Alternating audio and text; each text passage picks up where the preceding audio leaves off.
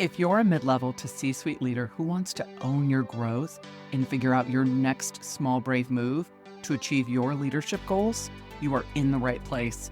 Welcome to the Small Brave Moves podcast, a weekly deep dive on how to be braver in leadership and in life for exceptional results. I'm your host, Nicole Bianchi, best-selling author, certified master executive coach, NSA certified speaking professional, chief bravery officer, and tough talk expert.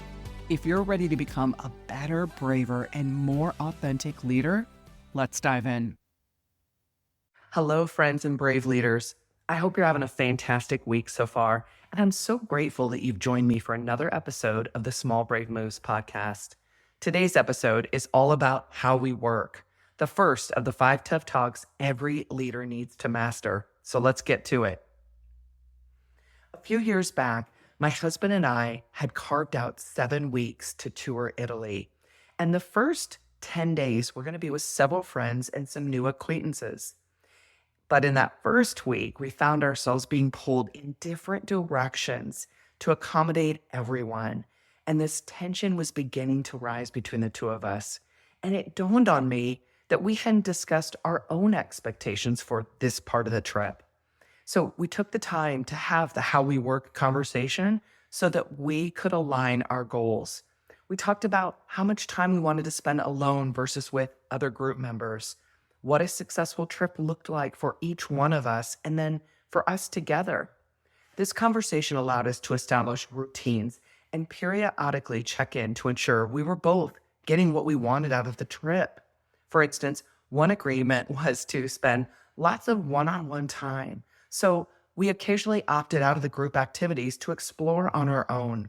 And this conversation transformed our trip into an unforgettable experience that strengthened our 25-year marriage. As leaders, setting clear rules, routines, and rhythms is crucial. However, many new leaders or those new to a position often overlook this step, diving straight into the tasks instead. We conducted a poll and found 54% of professionals only sometimes have a how we work conversation with their teams. While skipping this conversation might not cause immediate issues, over time it leads to misunderstandings, lack of clarity, and really hurt feelings. Consequently, leaders and their teams end up wasting so much energy on damage control instead of proactive problem solving. So what are the rules, routines, and rhythms needed for aligned and high-performing teams? Let's discuss. Rules. These agreements that help everyone stay accountable and focus on the goals. For example, at Ohio State University, the football team follows a no CBD rule. No complaining, no blaming, no defending. This rule fosters a positive and disciplined environment. In my company, we follow a rule called straight talk, which encourages immediate and honest conversations to prevent misunderstandings. Routines. These are those repeated actions that reinforce valuable behaviors. For instance, there's a famous story about the band Van Halen who included a requirement in their performance contract for a bowl of M&Ms with the brown ones removed. This was a way to ensure that the venue had read the entire contract, demonstrating the importance of attention to detail. Another example is a leader who regularly celebrates her team wins by moving thank you stones from one side of her desk to the other each time she recognizes a team member's contribution. Having that routine allows her to keep that forefront at the top of her mind so that she can accomplish that during the week. Rhythms. Now, these involve regular check-ins to discuss how well those rules and routines are working. You can't have the how we work conversation just once. It needs to be a continuous dialogue with agreed upon communication frequencies and methods. Think about it as an iterative process that you work with. So for example, a CEO who is working with a younger team agreed that weekend emails didn't require a response until Monday unless it was urgent, which she would communicate via the subject line of the email. And this eliminated the misunderstandings about work expectations during the weekends or the need to respond when they really didn't need to. To set intentions during a how we work conversation, follow these steps. Number 1, ask questions. Start by asking questions to build relationships and set intentions. For new leaders, a leadership assimilation process can be so ideal. Employees anonymously write down questions that they have about the leader's personal style, decision making style, preferred communication, performance expectations, and priorities. And this process helps set the foundation for effective relationships and really accelerates the get to know you period and builds this strong momentum to really focus on delivering the results. Number two, gather input. Record answers on a large sheet of paper or whiteboard. Ask the team what's needed for our team to be high performing. Create rules. Drafting 3 to 5 agreements that will serve as your rules help you and your team have a high performing relationship. Once it's clear, you know how to show up for each other and to do the work that the team needs. Number four, label rules. Give each agreement a short, memorable title and write a brief description of what it's designed to encourage or guard against. When we are specific and even prescriptive, we know how to show up for each other. We know what each other needs and we know the rules to follow.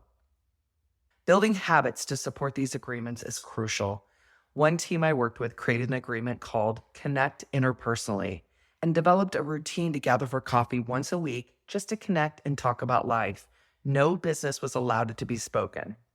Another team created an agreement titled called Have Friends in Technical Places, which meant, listen, let's identify subject matter experts that we could turn to for the answers that we need, that we know it's impossible for us to have all the answers at any given point in time. So build out that network, have friends in technical places. Once those agreements are in place, it's time to practice the routines or habits that support them. Ownership of the rules and routines must be shared, and these agreements should be woven into every one-on-one and team meeting. I love to make them visual too, so they become part of the culture and the work that we have. The frequency of these conversations, the rhythms, will help keep everyone aligned and provide opportunities to modify the rules or agreements if needed. And for one-on-one relationships, you might need to meet weekly at first. For a team, acknowledge that your agreements once a month and reevaluate them quarterly. When done correctly, how we work conversations help you proactively solve any problem together. When everyone knows what's expected of one another, they know how to operate and perform at their best.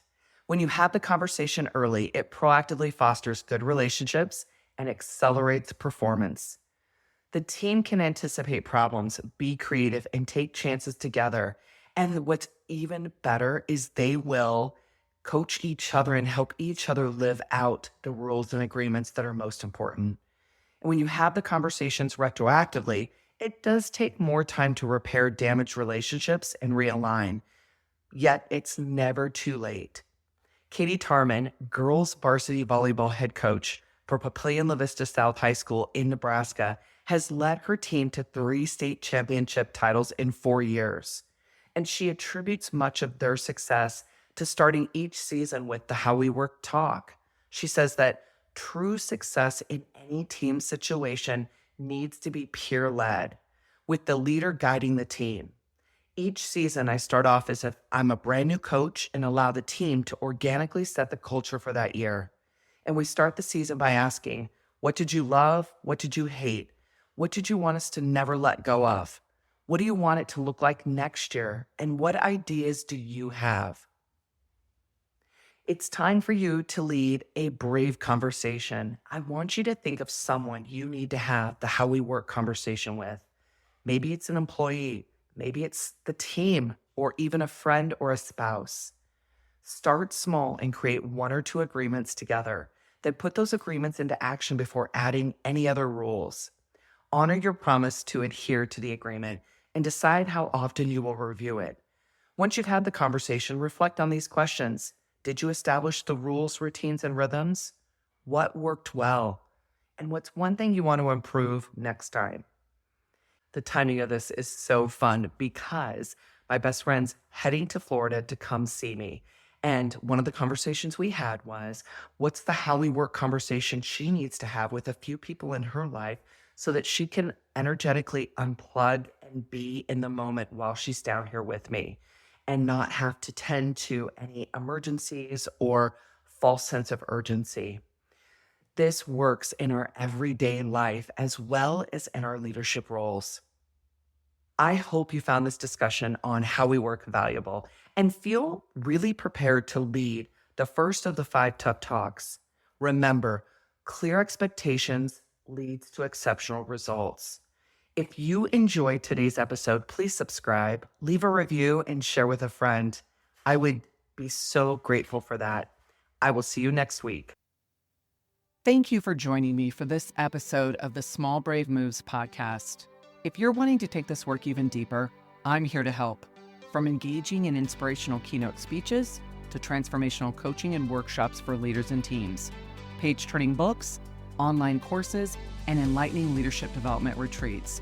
There are so many ways that we can work together to take your leadership to the next level.